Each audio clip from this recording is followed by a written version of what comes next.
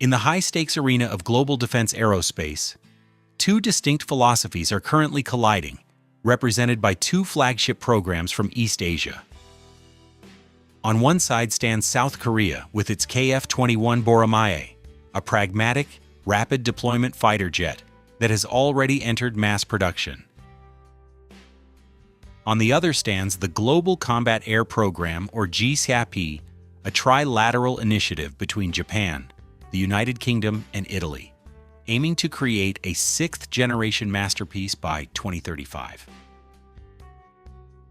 For the Japanese audience, observing this rivalry is akin to watching a race between a reliable, mass-market Toyota Corolla and a Formula One engineering marvel. The former is available today and gets the job done efficiently. The latter promises unparalleled performance, but resides in a future that is still a decade away. The KF-21 Boramae, which translates to Young Hawk, represents the triumph of industrial pragmatism. South Korea Aerospace Industries has executed a development timeline that many Western analysts considered impossible. From the initial detailed design phase to the first test flight in July 2022, the program took less than 7 years. As of early 2026, the first batch of Block 1 aircraft is already on the assembly line, with deliveries to the Republic of Korea Air Force scheduled to commence within months. The strategic positioning of the KF-21 is surgically precise. It is not trying to be the most advanced aircraft in the world. Instead, it aims to be the most accessible high-performance fighter for nations that cannot afford the F-35 Lightning II or are politically barred from acquiring it. With a unit price for the Block 1 variant estimated at approximately 83 million United States dollars, the KF-21 sits in a sweet spot. It is significantly cheaper than top-tier fifth-generation fighters but offers capabilities far superior to upgraded fourth-generation platforms like the F-16 Viper. This pricing strategy has already attracted serious attention. Beyond Indonesia, which is a development partner, nations such as the United Arab Emirates, the Philippines, and Poland have expressed varying degrees of interest. The potential 15 billion United States dollar deal discussed with the UAE highlights the sheer commercial viability of a fighter that delivers 4.5-generation capability, with a clear roadmap to fifth-generation stealth in future Block 3 upgrades. The use of two General Electric F414 engines, while creating a dependency on American technology, ensures reliability and ease of maintenance for customers already familiar with United States supply chains. In stark contrast, the GCAP is not designed to fill a market gap. It is designed to dominate the sky.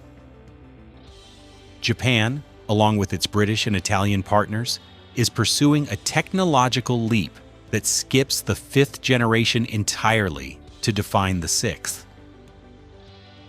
The ambition is staggering.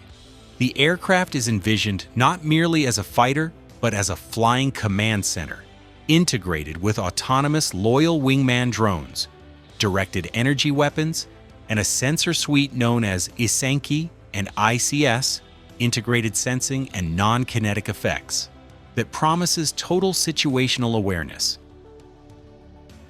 However, this ambition comes with a formidable price tag and a timeline that tests strategic patience. Recent reports from Rome indicate that Italy's share of the development cost alone has tripled to nearly 18.6 billion euros, or approximately 21 billion United States dollars.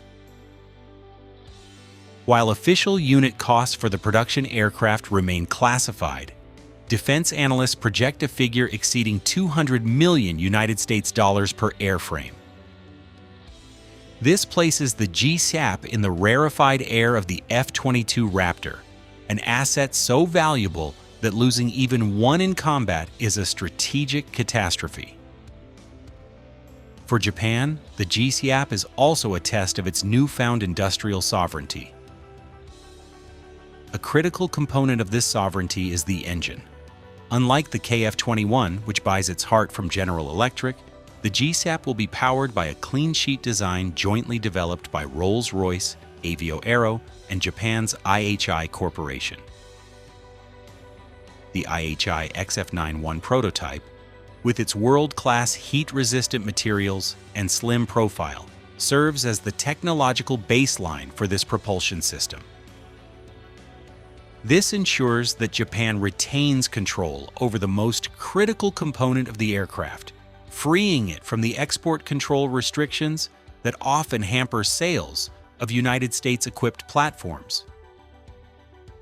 Yet technical superiority does not guarantee commercial success. The history of the Mitsubishi F2 serves as a cautionary tale for Japanese planners. The F2 was an exceptional aircraft, technologically superior to the F-16 on which it was based, but its exorbitant unit cost meant that not a single unit was ever exported. The GCAP faces a similar risk. To make the program economically viable, the partner nations must produce hundreds of units to amortize the colossal research and development costs.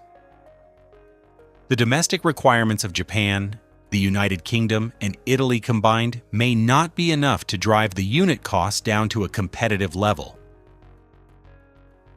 This economic reality forced the Japanese government to make a historic policy shift in March 2024, relaxing its strict arms export principles to allow the future sale of the GCAP to third nations. Saudi Arabia has emerged as the most prominent potential partner, eager to join the program not just as a customer, but as a contributor. The kingdom offers deep pockets and a desire to diversify its military away from total reliance on Washington.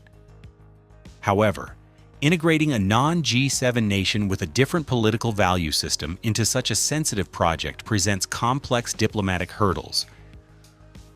If Tokyo, London, and Rome hesitate too long, Riyadh may take its capital elsewhere, perhaps even to Seoul, where the KF-21 is ready and waiting. The juxtaposition of these two programs offers a fascinating insight into the divergent grand strategies of Seoul and Tokyo.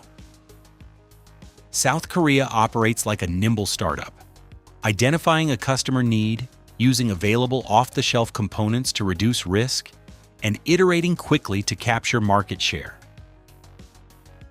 Japan operates like a legacy institution, prioritizing total control, unmatched quality, and long-term technological dominance, even if it means a slower and more expensive journey. Critics might argue that the KF-21 is merely a stopgap until sixth-generation fighters arrive.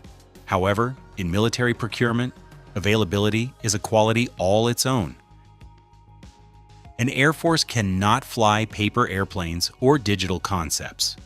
By the time the first GCAP enters service in 2035, the KF-21 will have been flying operationally for nearly a decade, likely having evolved into a stealthier Block 3 variant.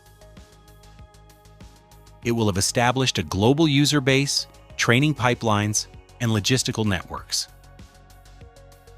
The GCAP will enter a market where the low end is saturated by KF-21s and F-35s, forcing it to compete solely on the merit of being a game changer that justifies its astronomical cost. Ultimately, the question for the Japanese defense establishment is whether the pursuit of perfection is becoming the enemy of the good. The relaxation of export laws is a sign that Tokyo understands the economic stakes. But as the KF-21 Boramae roars into the skies, it sends a clear message. The future belongs to those who show up. The GCAP may indeed turn out to be the Formula One car of the skies, a marvel of engineering that outclasses everything else. But if the race is already over by the time it leaves the garage, the victory may be hollow. The challenge for Japan is not just to build the best aircraft, but to ensure that when it finally arrives, there is still a world that needs it and can afford to buy it.